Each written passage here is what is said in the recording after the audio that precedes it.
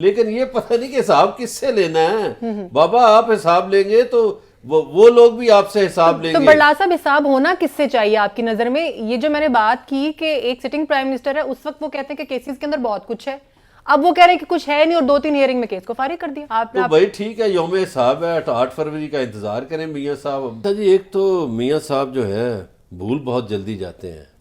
ابھی 1.5-2 ماہ ہوئے ہیں انہوں نے جلسہ کیا اور جلسے میں یہ باتیں کی کہ میں سب کچھ بھول گیا، پرانی باتیں نہیں اٹھاؤں گا. آپ نے پیکج میں بھی یہ درست بتایا کہ انہوں نے یہ باتیں کی. لیکن آج پھر وہ انتقامی جذبے کے ساتھ ابھرے، حساب تو لوں گا. کس سے حساب لینا چاہتے ہیں؟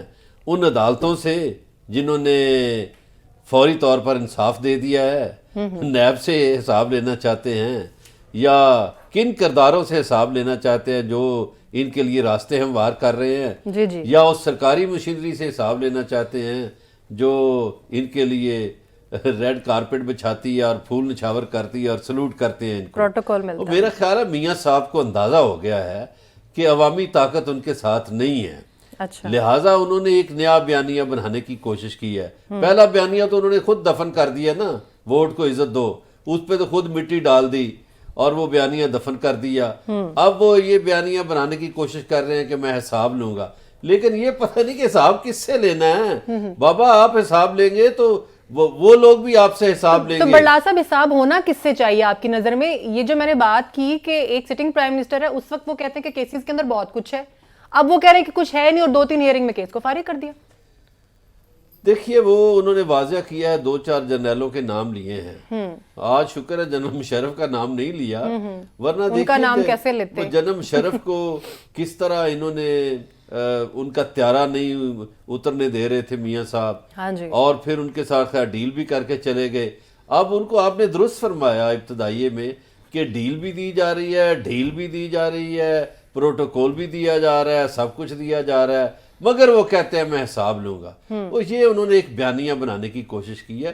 ان کے مشیروں نے ان کو مشورہ دیا ہوگا کہ جناب یہ سودا تھوڑا سا بکتا ہے تو یہ سودا بیچیں.